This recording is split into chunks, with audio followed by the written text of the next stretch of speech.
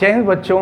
इस समय आप लोग मोहम्मद इंस्टीट्यूट के यूट्यूब चैनल से जुड़े हुए हैं और इस चैनल में मैं आपका स्वागत करता हूं।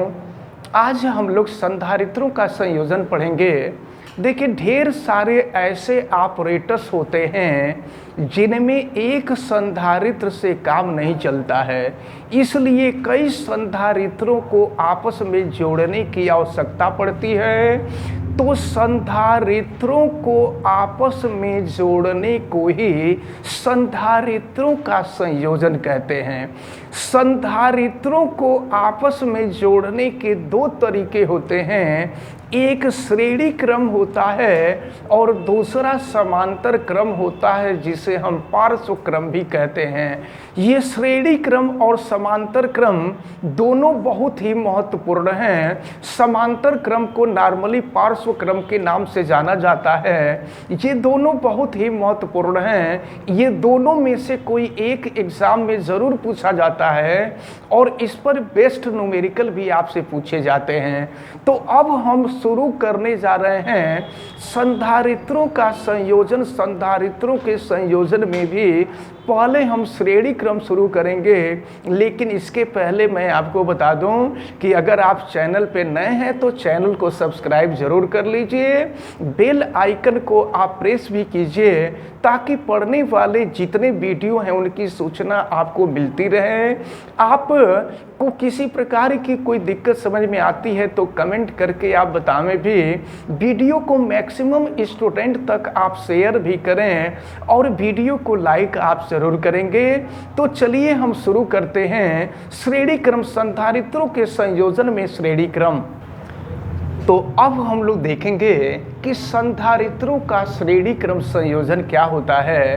देखें आप, यहाँ पर तीन संधारित्र आपको दिखाए गए। हमने कहा था कि संधारित्र को दो पैरेलल लाइन से प्रदर्शित करते हैं। जब दो पैरेलल लाइन से प्रदर्शित किया जाता है तो वो संधारित्र हो जाता है। देखिए, एक संधारित्र ये है, ध्यान दीजिए, दूसरा संधारित्र ये है, तीसरा संधारित्र ये है।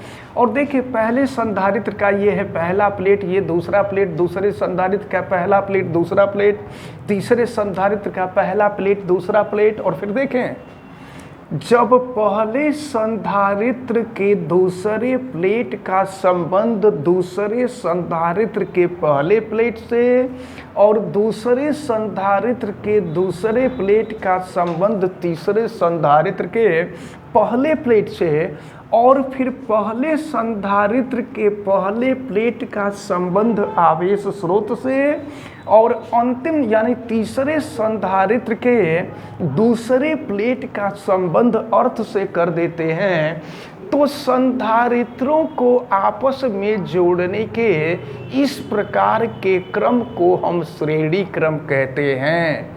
हम मान लेते हैं कि तीन संधारित्र जिनकी धारिताएं C1, C2, C3 हैं, तीनों संधारित्र श्रेणी क्रम में जुड़े हुए हैं। और जरा देखें आप, अब हम आवेश स्रोत से पहले संधारित्र के पहले प्लेट को +Q कूलाम का आवेश दे रहे हैं। तो जब पहले प्लेट को +Q कूलाम का आवेश देते हैं तो प्रेरण के कारण दूसरे प्लेट के अंदर के तरफ -Q आवेश, बाहर के तरफ +Q कूलाम का आवेश आ जाता है।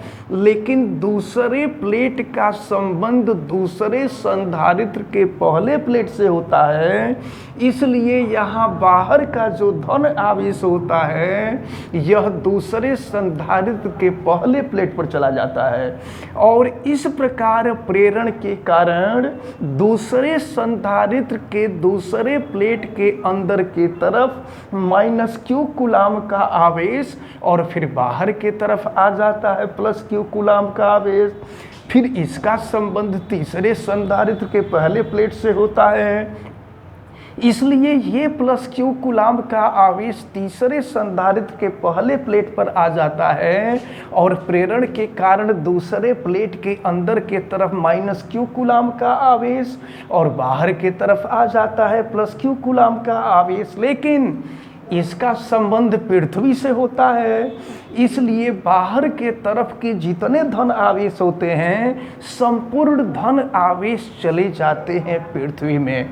और फिर देखें, अब अगर इन तीनों संधारित्रों को भी वोल्ट के वैद्युत स्रोत से किया गया है, तो जब भी वोल्ट के वैद्युत स्रोत से करते हैं तो यह विभव आ करके संधारित्रों के दोनों प्लेटों के बीच में अलग अलग भाग के रूप में विभाजित हो जाता है। पहले संधारित्र के प्लेटों के बीच का विभव V1, दूसरे संधारित्र के प्लेटों के बीच का विभव V2 और तीसरे संधारित्र के प्लेटों के बीच का विभव V3 हो जाता है। और ये टोटल विभव V है। तो इस प्रकार यह जो V है, V इजकल टू हो जाता है V1 plus V2 plus V3। लेकिन आपको पता है कि Q इजकल टू होता है CV। यहाँ से V की वैल्यू हम निकालें तो ये हो जाएगा Q बाई C। अगर यहाँ से V1 की वैल्यू निकालें तो देखिए, जब संधारित्रों को श्रेणी क्रम में जोड़ा जाता है ना, तो आवेश सब पर एक समान होते हैं, विभव अलग अलग होते हैं।